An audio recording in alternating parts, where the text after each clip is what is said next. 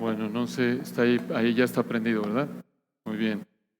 Bueno, hermanos, hombre, Toñito me quiere. Ustedes conocen la realidad. No somos nada, el Señor es todo, es gracia pura. La razón por la que podemos hacer algo, la razón por la que estamos aquí. Y bueno, me apena que no puedan oír un sermón del hermano John MacArthur, ese sí son sermones. Me apena que tengan que oír un sermón de un mortal. Pero hombre, olvidé lo bien que se oye el Ministerio de Música de la Gracia. Robin y yo, mi esposa Robin, estamos tan contentos de ver a tantos de ustedes, hermanos queridos. Ya hemos saludado a varios y nos falta saludar a muchos otros de ustedes. Estamos muy conmovidos, agradecemos al Señor por concedernos la bendición de estar juntos en esta conferencia y también agradecemos al Señor y a nuestros hermanos queridos del Consejo Directivo del Seminario Bíblico Palabra de Gracia por organizar esta conferencia, nuestro hermano Gabriel, José Carlos Ángeles, Toño, Héctor, Roger, Enrique, Fili. Gracias a Dios por ellos, por su liderazgo, su fidelidad a lo largo de tantos años, el honor que nos dan de participar en ella, gracias a los predicadores y a los que están sirviendo, asistiendo. Tenemos una idea del esfuerzo que implica estar aquí, hermanos, y le damos gracias a Dios y a ustedes por el esfuerzo. Realmente algunos de ustedes no sabemos si sepan esto, pero ya el seminario tiene más de 25 años de ministerio fiel y es nuestra oración porque el Señor siga multiplicando las oportunidades que el Señor les está dando. Son muy queridos, oran por ustedes tantos hermanos allá en Grace. Les manda saludos afectuosos Josías Grauman, quien fue profesor aquí 2 años. Tantos que oran por ustedes, los respetan, invierten, apoyan de diferentes maneras, donde quiera que el Señor nos ponga, y estando allá junto con la familia de ministerios allá que el Señor ha levantado, estamos para servirlos en lo que podamos. Es un honor y gozo, y oramos que el Señor siga dándoles oportunidades para seguir capacitando hombres fieles que sean idóneos para enseñar también a otros. Y algunos de ustedes saben cuánto amamos esta ciudad, la Ciudad de México, mi familia y yo. En las palabras de canciones conocidas, esta es mi ciudad, parte de México que llevo en el corazón. Y es una realidad, el Señor lo sabe. Aquí fue donde el Señor hizo que naciera, creciera, estuviera los primeros 16 años de la vida que me ha dado. Y después de estar fuera de aquí por unos 13 años, mi anhelo y oración por muchos años fue: Señor, concédeme servir en una iglesia, en un ministerio donde se puedan preparar pastores, ser solo un instrumento para dar de lo mucho que tú has dado a través de los ministerios de Grace. Y después de estar fuera de aquí por unos 13 años, el Señor en su providencia perfecta me dio el privilegio de regresar como misionero ya casado en el año 2002. Y obviamente ya viniendo casado, ya con nuestros hijos, ustedes saben, ya como señor mayor, a cada rato les decía a mis hijos y a mi esposa: te platiqué cuando tenía 15 años que aquí choqué, te he dicho que aquí fui a la escuela, te he dicho que aquí fue esto y lo otro. Y después, ya saben, de 5 veces ya mi esposa y mis hijos decían: sí, papi, gracias, nos acordamos, gracias por recordarnos. Pero fue aquí en la Ciudad de México donde el Señor nos permitió crear a nuestros 3 hijos, los primeros 15, 17, 18 años de sus vidas. Fue aquí en la Ciudad de México donde creamos a nuestros hijos, aprendiendo y sirviendo junto con nuestros hermanos queridos del Seminario Bíblico Palabra de Gracia y la Iglesia Cristiana de la Gracia. Nuestros hijos aman la Ciudad de México, nuestros hijos y nosotros establecimos relaciones con hermanos y pastores queridos. Nuestros hijos aman esta ciudad. Incluso le contaba a Toñito ayer, hace unos años, nuestro hijo, el segundo, Rodrigo, comentaba: papá, mi sueño, si el Señor me permite casarme, es que en mi boda esté Vizcarballosa y Rogelio Espinosa. Y hace unas semanas, hace unos meses, dijo: papi, yo sigo orando por eso, me tengo que apurar porque yo quiero que Rogelio Espinosa esté en mi boda. Y está un reflejo después de que el Señor nos llevó de aquí hace unos 2 años y medio Eso refleja cómo el Señor ha arraigado nuestros corazones. Una de nuestras hijas estará aquí sirviendo en unas semanas, allí en la Iglesia Cristiana de la Gracia, con un equipo misionero, si el Señor quiere, y nosotros no los forzamos. Ellos lo han buscado.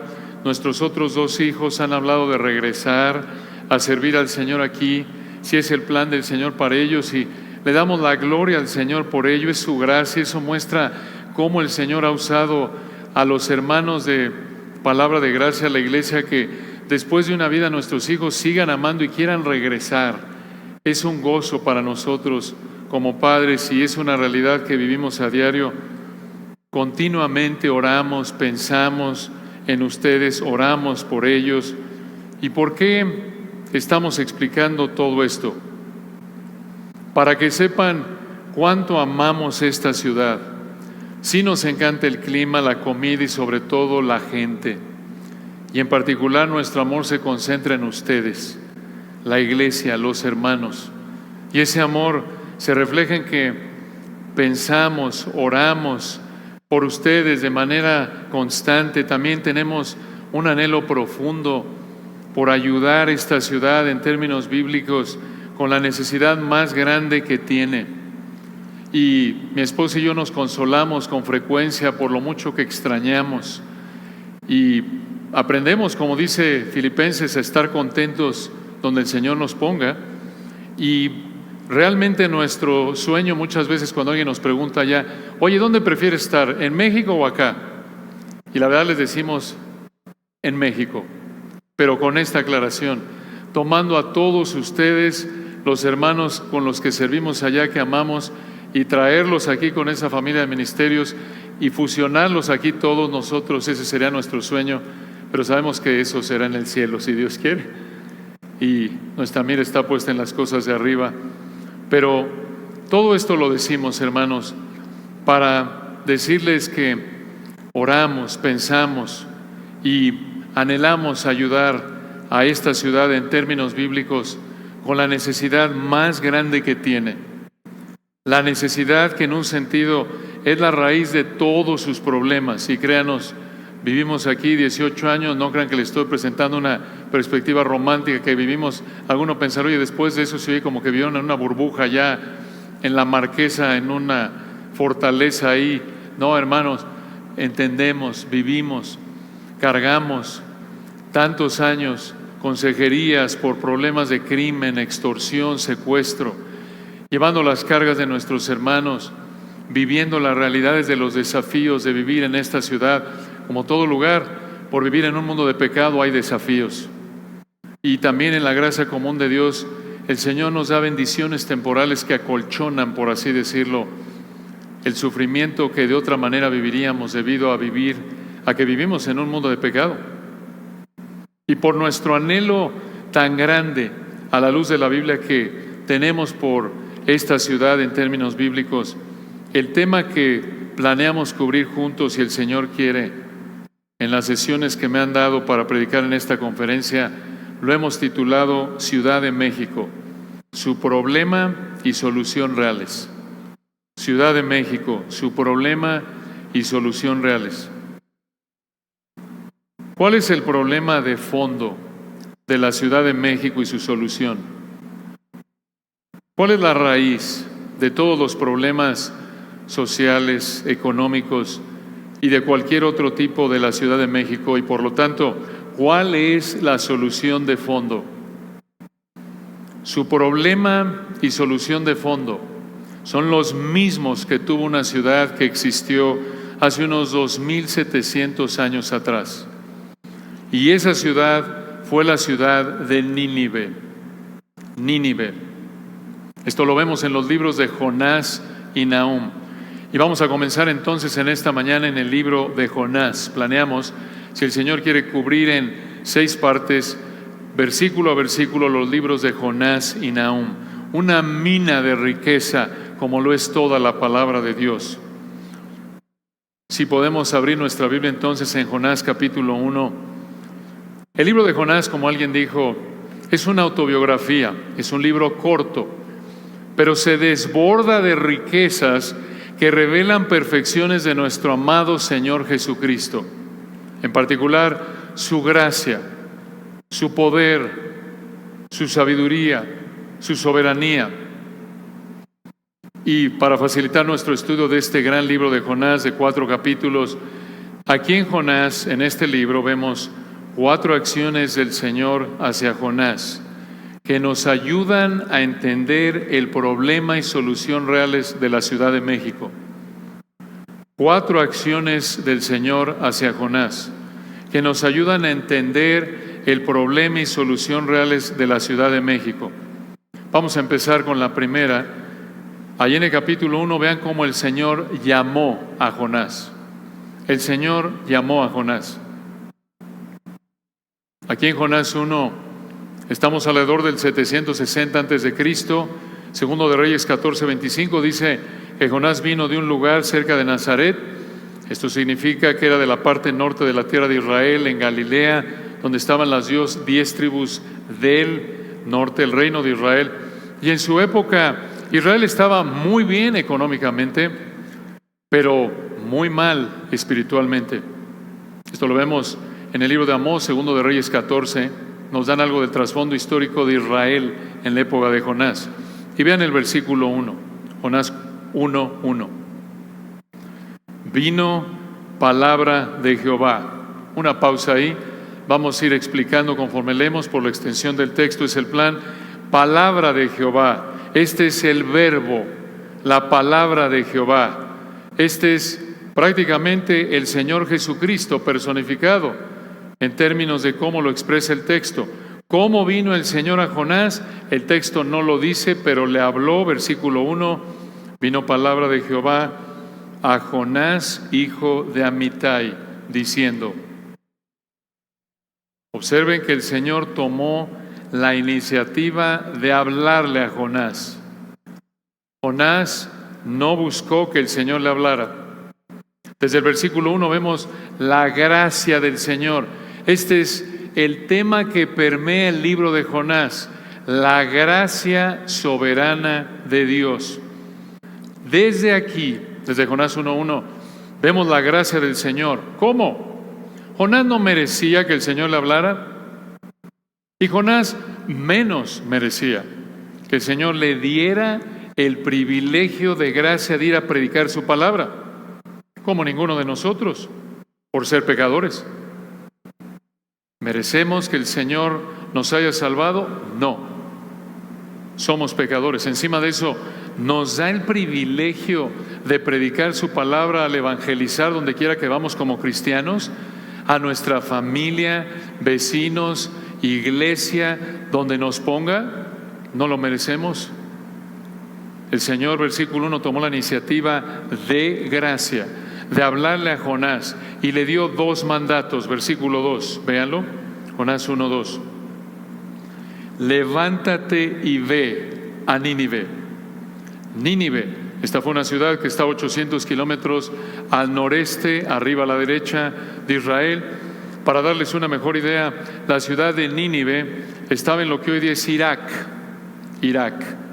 Nínive fue fundada por Nimrod, según Génesis 10:11, y Nínive fue la capital del imperio asirio.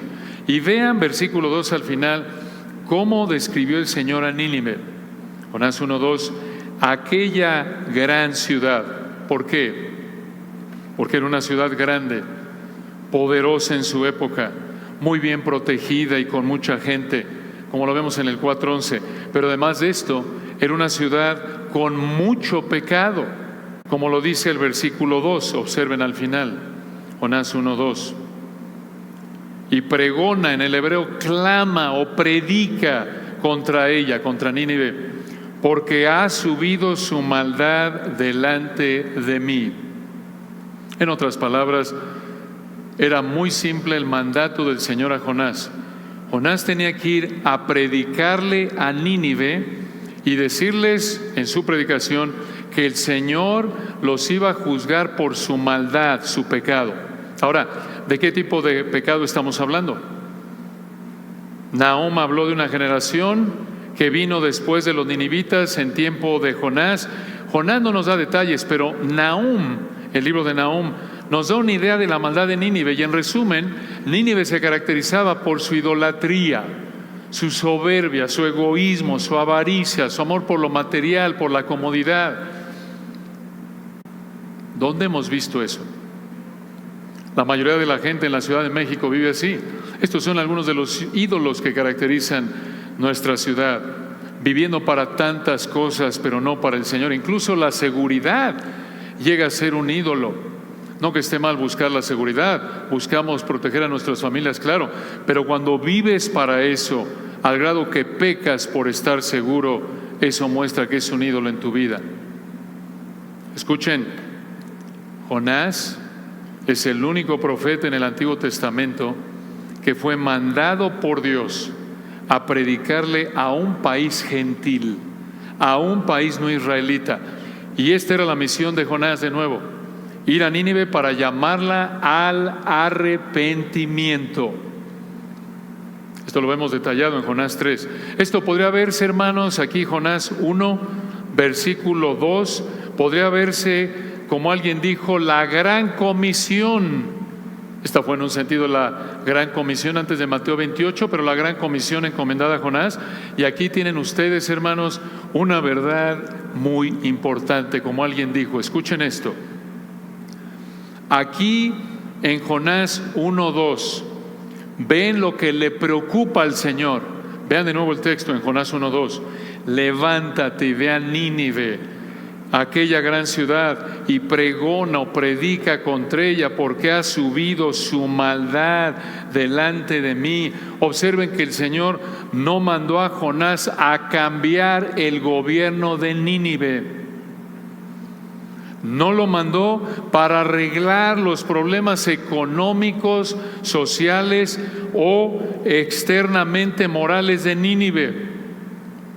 El Señor mandó a Jonás para que le dijera a Nínive que estaban pecando contra Yahweh, contra Jehová, el Dios verdadero.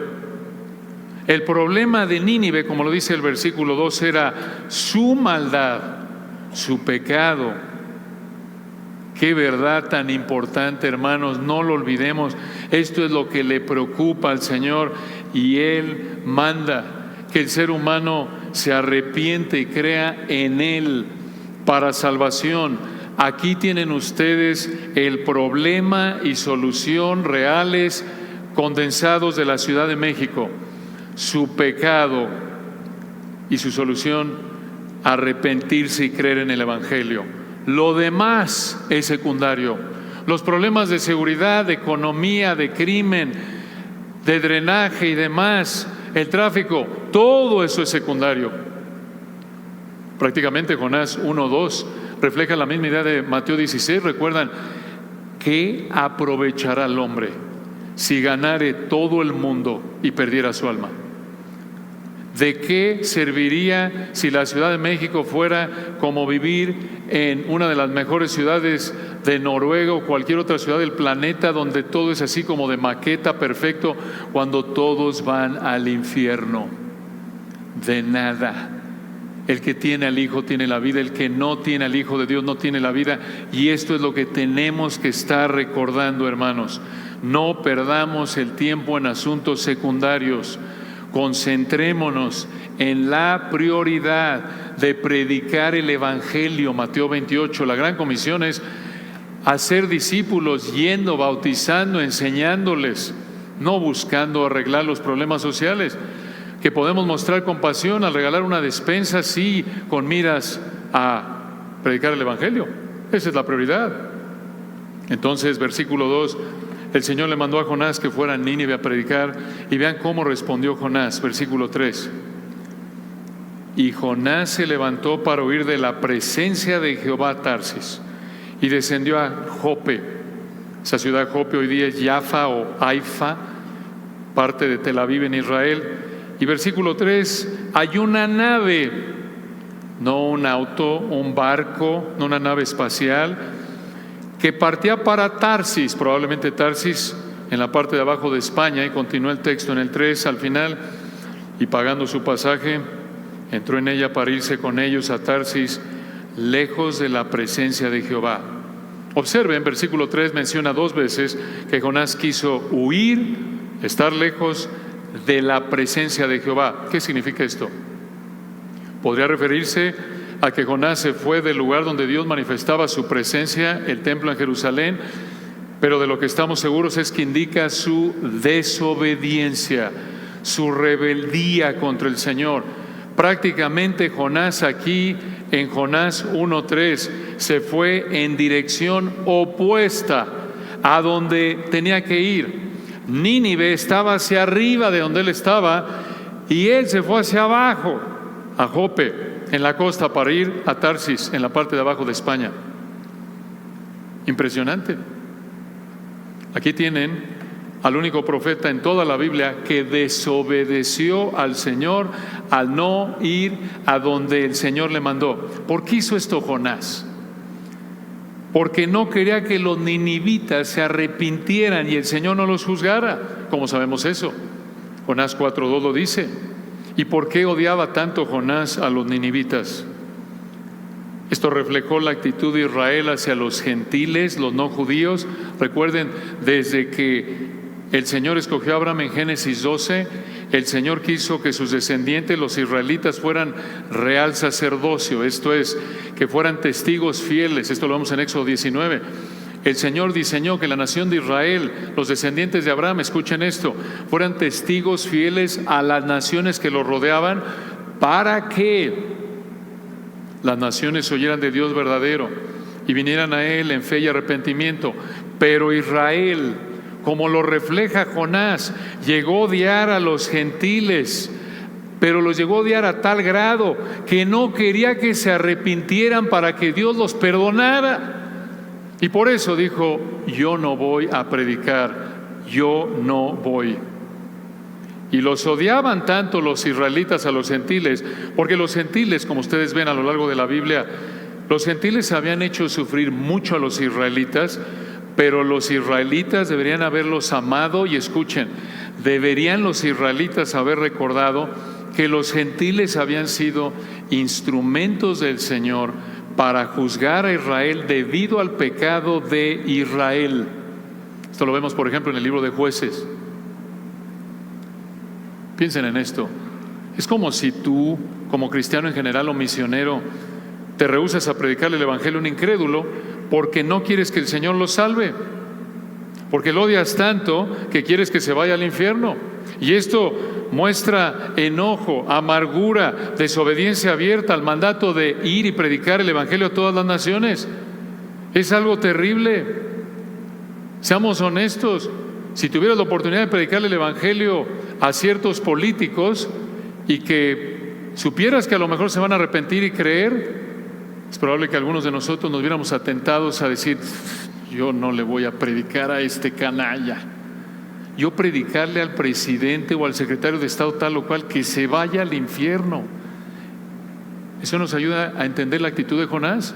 Porque muchas veces, aún como cristianos, hermanos, incluso con parientes, particularmente gente que nos ha causado aflicción, sufrimiento debido a su pecado, nuestra inclinación pecaminosa es amargarnos, enojarnos, devolver mal por mal. Y escucha, si tú no le quieres predicar el evangelio a alguien que ha pecado contra ti, que te ha causado mucha tristeza, mucho dolor, estás pecando al no darle bien por mal. Es una forma, escucha, de venganza sutil. Es serio. Y Romanos 12 dice: mía es la venganza. Tenemos que humillarnos, decir: Señor, está en tus manos. Y al que, si tu enemigo tuviere hambre, dale de comer; si tuviere sed, dale de beber. Esa es la actitud. Y más cuando se trata del evangelio. Es tan fácil que luchemos con esto, hermanos. Lo hemos dicho en otras ocasiones. Dices tú: yo vengarme, yo no quiero matar a nadie. No, pero simplemente alguien clásico te manda un WhatsApp y estás enojado contra la persona. No, que se aguante. No le voy a contestar en una semana para que le duela lo que me hizo la última vez. Esa es una forma sutil de vengarte. Es pecaminoso. Es enojo. Esa actitud en esa ilustración es, en la raíz, la misma actitud que tenía Jonás hacia los ninivitas. Pero hermanos, El Señor no es así. No quiere que seamos así. Aunque el Señor pudo haberle dado a Nínive lo que merecía, el texto lo dice. Nínive era una ciudad hundida en la maldad. ¿Qué merecía Nínive? ¿Qué le debía el Señor a Nínive? Juicio. La paga del pecado es muerte. El Señor le pudo haber dado a Nínive lo que merecía por su maldad, pero el Señor quiso darle a Nínive lo que no merecía al mandar a Jonás a predicarle a Nínive para que confrontara su pecado y los llamara al arrepentimiento, y de esta manera Dios los perdonara del juicio que merecían. Esto es gracia. Esta es una expresión del amor de nuestro amado Señor Jesucristo. Entonces, versículo 3, Jonás huyó de la presencia del Señor, se fue en barco en dirección opuesta a donde debía ir, a Nínive. Y el versículo 4, vean qué sucedió. Versículo 4, pero Jehová hizo levantar, en el hebreo se puede traducir aventó. Yahweh o Jehová hizo levantar, aventó un gran viento en el mar, y hubo en el mar una tempestad tan grande que se pensó que se partiría la nave, el barco. Vean ustedes qué muestra tan clara del control y poder del Señor sobre la creación. Este es el Señor Jesucristo, Yahweh encarnado. Aquí está actuando el Señor. Obvio, lo vemos más adelante en la Biblia como Yahweh encarnado. Pero por eso en Mateo 8:27, ¿recuerdan? Cuando los discípulos vieron al Señor Jesucristo y dijeron en Mateo 8:27, ¿qué hombre es este que aún los vientos y el mar le obedecen? Vean ustedes qué advertencias son los versículos 2 al 4. En Jonás 1:2 el Señor le mandó a Jonás ir a Nínive. En Jonás 1:3 Jonás desobedeció al Señor y se fue en un barco en dirección opuesta a Nínive. Y aquí en el versículo 4 el Señor levantó una tormenta debido a la desobediencia de Jonás. Esto nos recuerda que cuando desobedecemos la palabra del Señor nos exponemos a su disciplina. Hebreos 12. No tomemos a la ligera la desobediencia a la palabra de Dios. Si desobedecemos su palabra, el Señor puede traer a nuestra vida situaciones bastante desagradables. ¿Qué tan grande fue la tormenta? Vean el versículo 5. El versículo 5 nos da una pista del tamaño, de la magnitud de la tormenta. Y los marineros tuvieron miedo. Una pausa ahí. Esto muestra lo fuerte que fue la tormenta. Estos hermanos eran marineros, lo dice el texto, no vacacionistas. Estos eran profesionales. El mar era su vida. Seguramente habían visto muchas tormentas, pero esta, versículo 5, les dio miedo. Y vean lo que dice el texto en el 5. Y los marineros tuvieron miedo, y cada uno clamaba a su Dios. Vean aquí la reacción humana ante el peligro. Buscar ayuda aquí de sus dioses falsos. Así de mal estaba la situación. En situaciones de peligro intenso muchas veces desaparecen los ateos. Aun cuando aquí sus dioses eran falsos, la gente, como ellos, busca ayuda de sus dioses frente al peligro extremo. Pero el versículo 5 es clave porque nos prepara para lo que viene al final del capítulo. Vean lo que hicieron para enfrentar la situación. Versículo 5 continúa: y echaron al mar los enseres, esto es el cargamento que había en la nave, para descargarla de ellos. En otras palabras, estaban haciendo lo que podían para evitar morir por esta tormenta. Las situaciones de vida o muerte para los marineros. Versículo 5, vean el contraste. Pero Jonás había bajado al interior de la nave, del barco, y se había echado a dormir. Esa palabra dormir en hebreo es dormir profundamente. ¿Cómo era esto posible? Algunos de ustedes dirán: yo lo entiendo, así duerme mi esposo. Pero no fue este un sueño así como que, bueno, es que uno duerme más profundo que otro. No, esto, por lo que vemos aquí en el texto, parece ser algo excepcional. Quizás estaba muy cansado del viaje, porque te preguntas cómo podía Jonás estar profundamente dormido con esta tormenta tan fuerte y seguramente el barco moviéndose fuerte. Es probable que fue porque estaba muy cansado del viaje, quizás estaba también muy cansado por la falta de paz, por la ansiedad, por la culpabilidad de estar desobedeciendo al Señor. Ustedes saben, Salmo 32, cuando estamos pecando, el pecado afecta áreas de nuestra vida física, el hambre, el apetito, el sueño. Pero hermanos, el versículo 5 muestra algo de lo mal que estaba Jonás.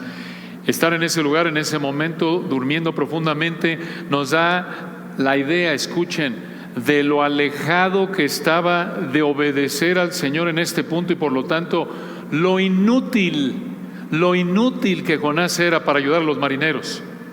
Vean aquí la soberbia de Jonás, vean su egoísmo, vean esto de que esté durmiendo profundamente en estas condiciones, es un indicador de lo mal que estaba espiritualmente aquí. No le importó ayudar a estos hombres, no le importó apoyarlos, incluso cuando sabía que por su culpa estaban en esa situación, como lo vemos aquí abajo. No le importó predicarles obviamente el Evangelio, esto es, no el Evangelio, porque todavía el Evangelio no había sido revelado con la claridad que es revelado más adelante en el Nuevo Testamento, pero no le importó llamarlos a arrepentirse y convertirse en adoradores del Dios verdadero. No le importó ni siquiera orar al Señor por misericordia para que no matara a esos hombres.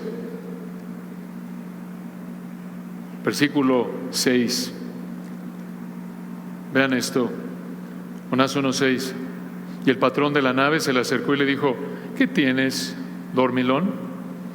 Levántate y clama a tu Dios, quizá Él tendrá compasión. En el hebreo, quizá Él se preocupará de nosotros y no pereceremos. Vean, este es el capitán, el patrón en el versículo 6 se refiere al capitán.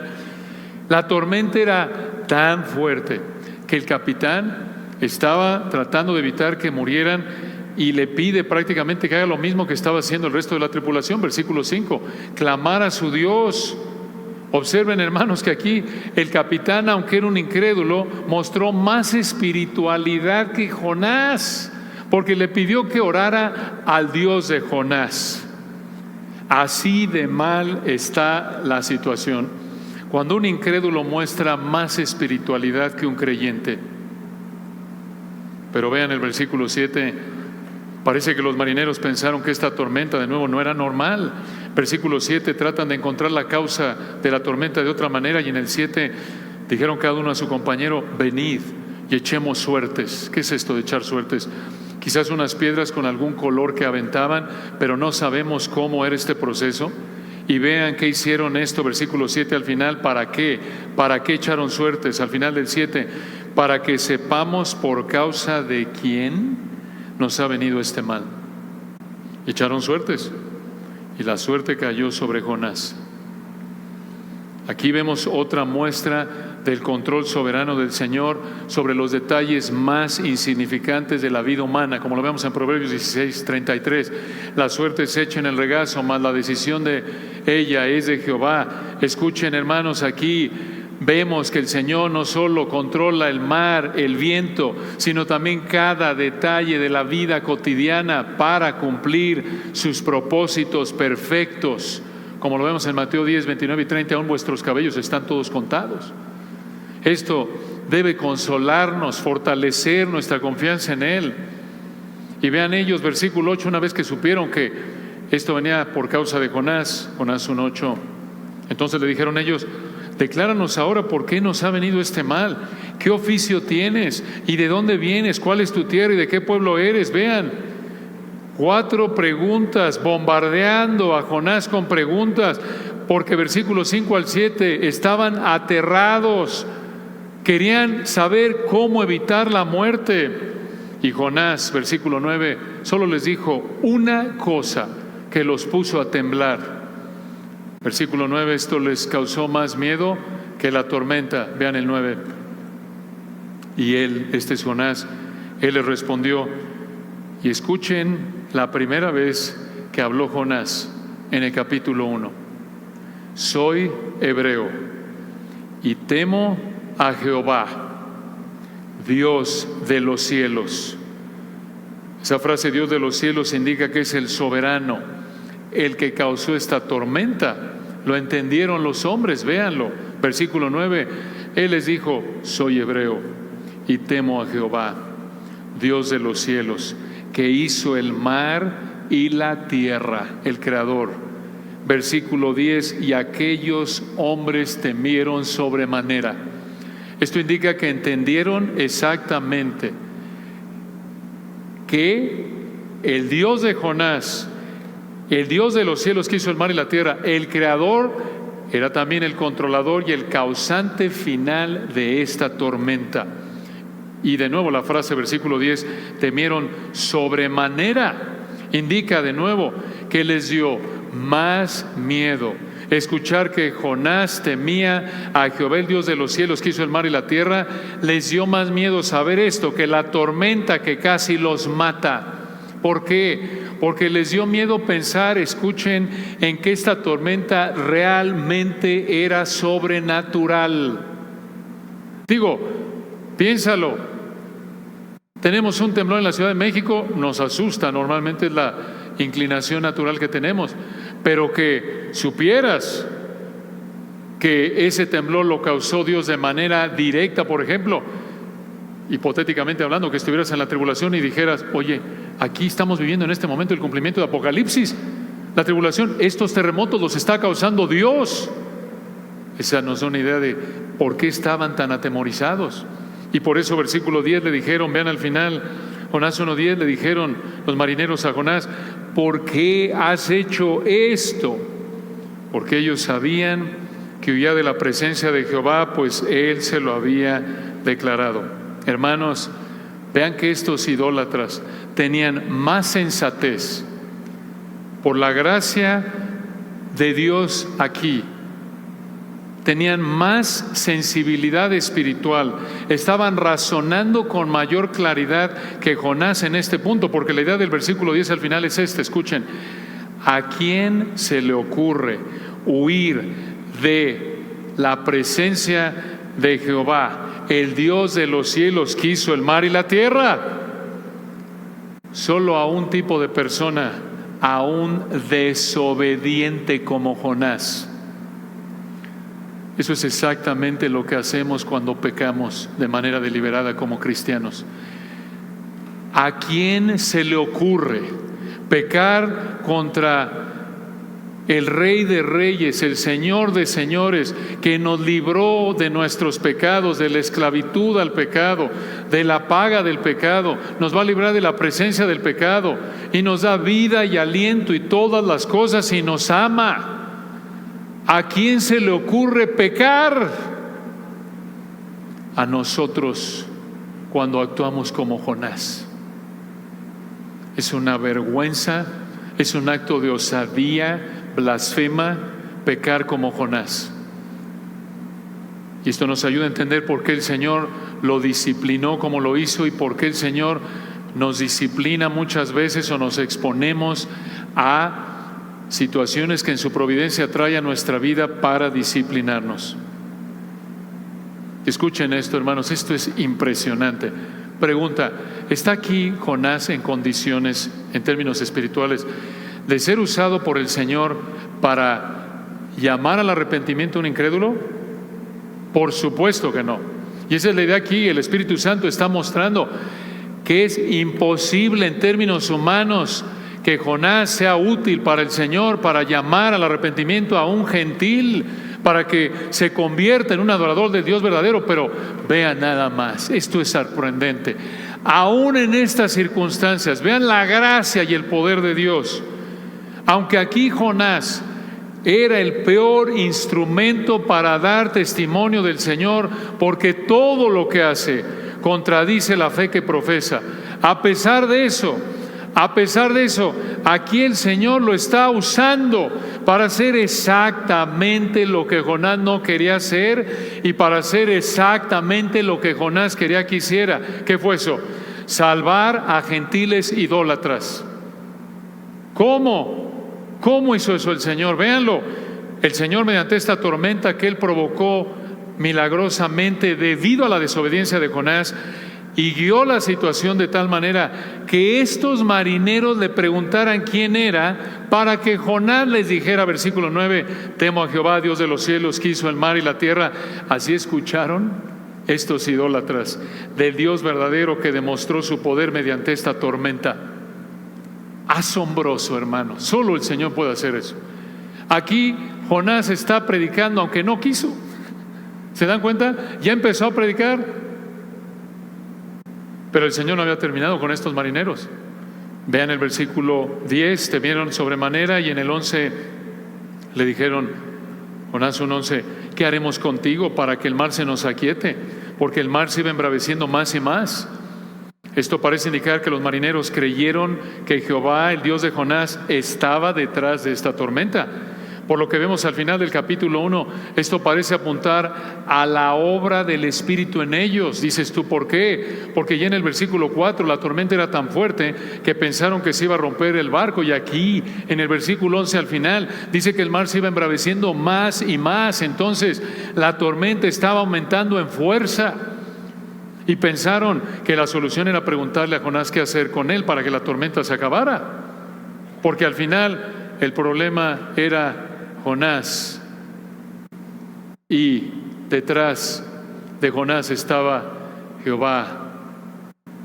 Versículo 12, vean esto en el 1:12, Jonás le respondió, tomadme y echadme al mar, y el mar se os aquietará, porque yo sé que por mi causa ha venido esta gran tempestad sobre vosotros. ¿Por qué no se aventó él? ¿Por qué no tuvo la cortesía don Jonás de decir, con permiso, señores, perdónenme, me retiro? ¿Por qué? Quizás por temor, el texto no lo dice, pero no temor de Dios, porque se le ocurre darle esta solución a los marineros. Escuchen, en lugar de orar al Señor y pedirle perdón. No pierdan de vista que aquí Jonás sigue en pecado, no se ha arrepentido, sigue persistiendo en su pecado. Y aquí en el versículo 12 parece que Jonás, por lo menos ya, en la gracia soberana de Dios, por lo menos ya, Jonás en el versículo 2 parece que quiere evitar que estos marineros mueran, pero de nuevo no se ha arrepentido de su pecado. Entonces versículo 12, véanlo, les dijo, aviéntenme al mar, se va a acabar la tormenta. Y vean versículo 13, ¿qué hicieron los marineros? Aquellos hombres trabajaron, en hebreo remaron para hacer volver la nave a tierra, mas no pudieron, porque el mar se iba embraveciendo más y más contra ellos. Por lo que vemos en el versículo 14, ellos no quisieron aventarlo al mar, porque eso significaría matarlo. Ellos no querían matarlo, no querían ser culpables de la muerte de Jonás. Por eso, versículo 13, se esforzaron por llevar el barco de regreso a tierra, pero el Señor hizo que la tormenta siguiera creciendo en fuerza. Véanlo en el 14, Jonás 1:14. Entonces clamaron a Jehová y dijeron, te rogamos ahora. En el hebreo, oh por favor, la idea es de un suspiro, oh por favor. Recuerden quién está orando aquí. Nadie ha orado al Señor, Jonás no ha orado. Ahora los marineros incrédulos oran. Versículo 14, entonces clamaron, son los marineros, a Jehová y dijeron, te rogamos ahora, oh por favor, es un suspiro, Jehová. Se están dirigiendo al Dios, al único Dios vivo y verdadero, al Dios de Jonás. Y le rogaron, versículo 14, Jehová, que no perezcamos nosotros por la vida de este hombre, ni pongas sobre nosotros la sangre inocente. Esto se refiere a la de Jonás. Vean esto, hermanos. Ellos le pidieron al Señor que no los matara por matar ellos a Jonás al aventarlo al mar. Vean que ellos tenían cierto nivel de temor, de miedo de que el Señor los juzgara por matar a Jonás. Y vean de nuevo la contradicción. En un sentido, estos idólatras mostraron más compasión que Jonás. ¿Cómo? No querían matarlo, pero a Jonás no le importaba que Dios matara a los ninivitas por su pecado. Y encima de eso, hermanos, vean, estos hombres están clamando al Señor. Jonás no ha clamado al Señor.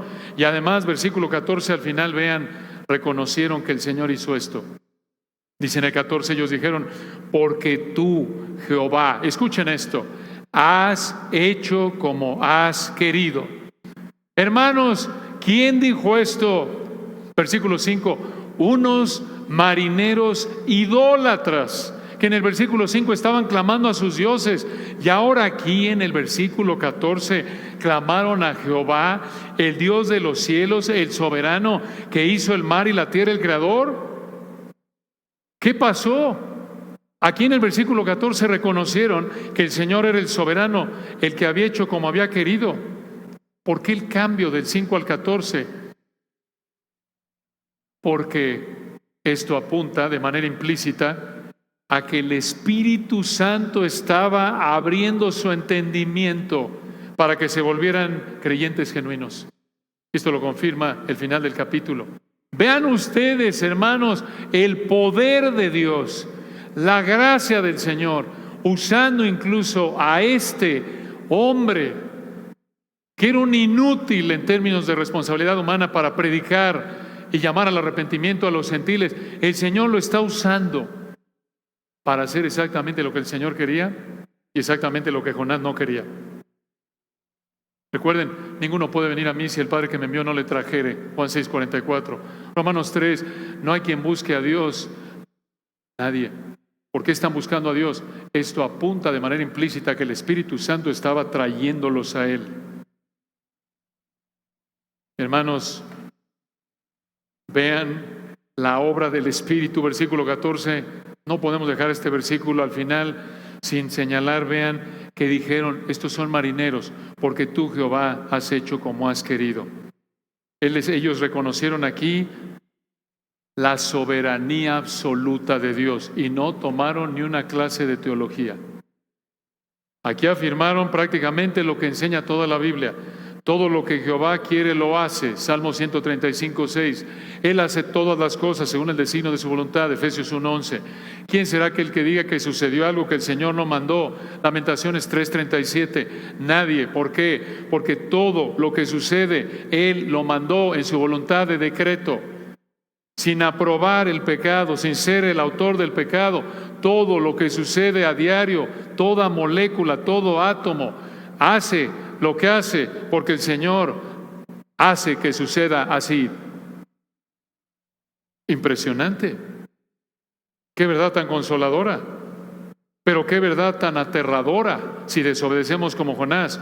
Porque no hay nada que impida que el Señor haga lo que quiere.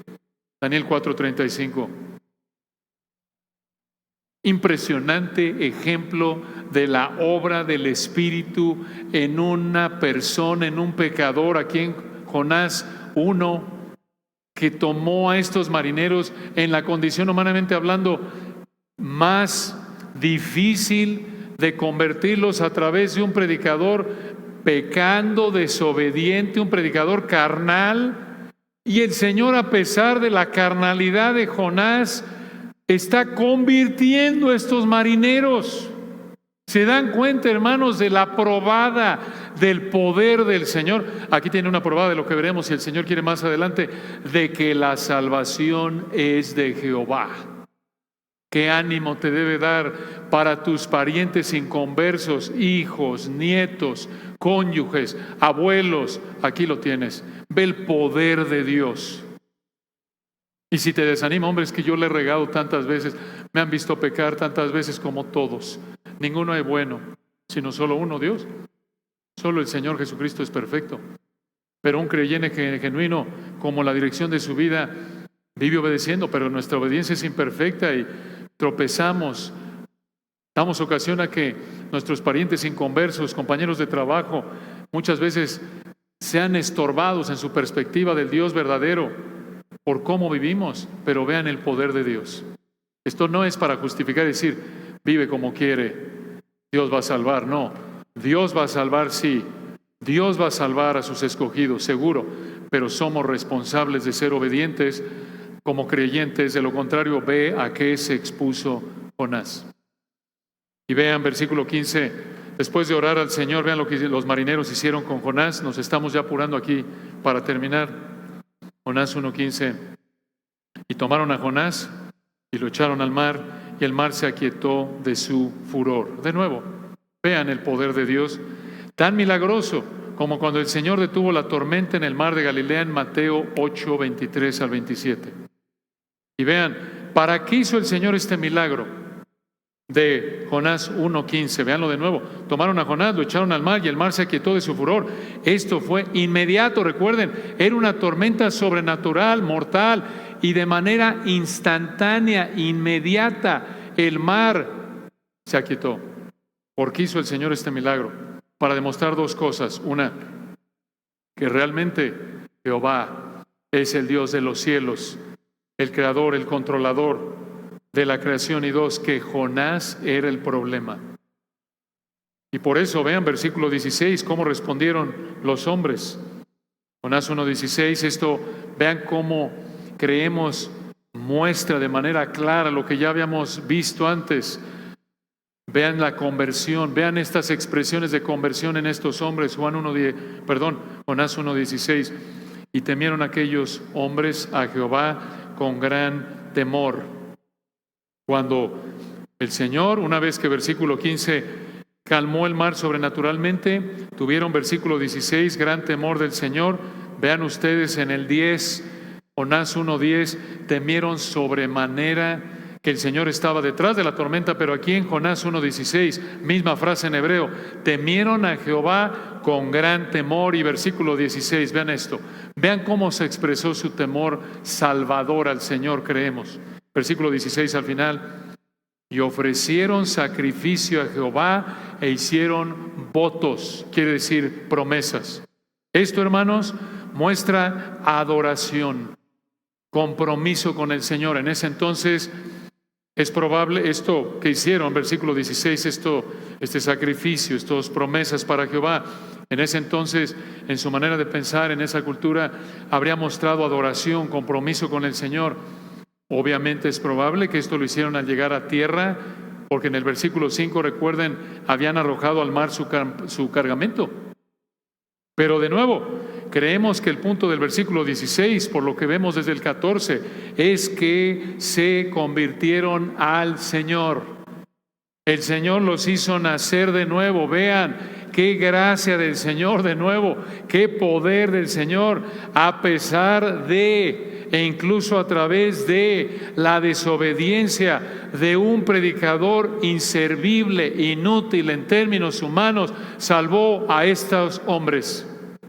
Solo el Señor puede hacer esto. Versículo 17 termina, pero Jehová tenía preparado, otra vez esto apunta al control perfecto del Señor. Se puede traducir, el Señor tenía provisto o designado un gran pez que tragase a Jehová. Y estuvo Jonás en el vientre del pez 3 días y 3 noches.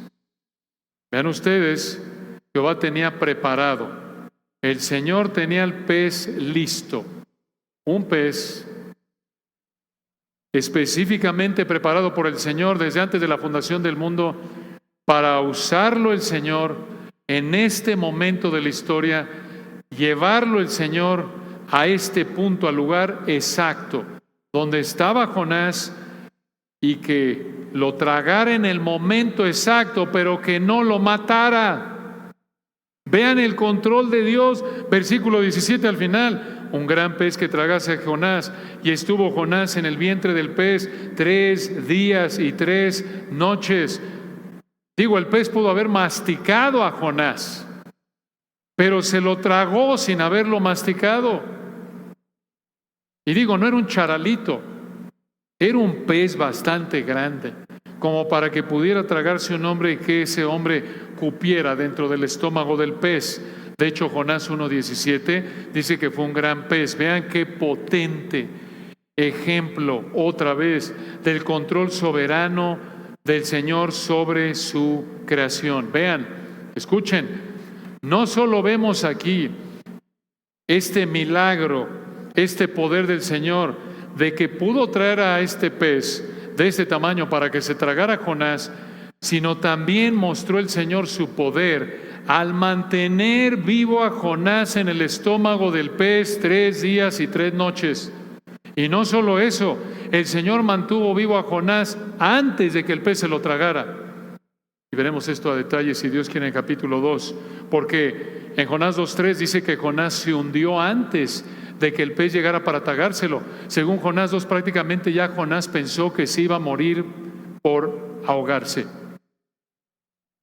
No pensemos, hermanos, que el Señor tenía el pez con la boca abierta cuando aventaron a Jonás, como si el pez fuera su boca salvavidas. Ahí estaba listo para que don Jonás no se mojara. Ahí está listo, aviéntate, sin problema, cayó directo en la boca del pez, no se mojó. No fue así, no fue así. Y hermanos, versículo 17 al final, terminamos con esto. Estuvo Jonás en el vientre del pez 3 días y 3 noches.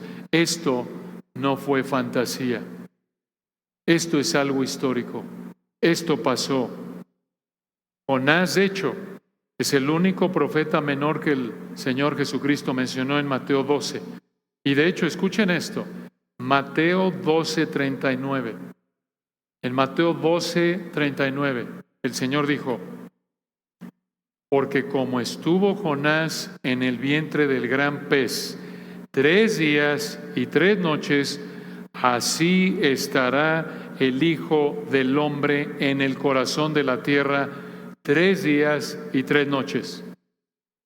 Cuando el Señor dijo esto, en esa época, ahí entre judíos, esto significó que el Señor pasaría partes de 3 días y partes de 3 noches físicamente muerto antes de resucitar. Recuerden, 1 Corintios 15:4, Él fue sepultado, resucitó al tercer día, y esto es hermoso. Escuchen, así como realmente pasó lo que vemos en Jonás 1:17, realmente pasaron 3 días y 3 noches antes de que el Señor resucitara. Así como la estancia de Jonás en el pez pasó, así también el Señor estuvo en la tumba 3 partes de días, 3 partes de 3 días y 3 partes de 3 noches.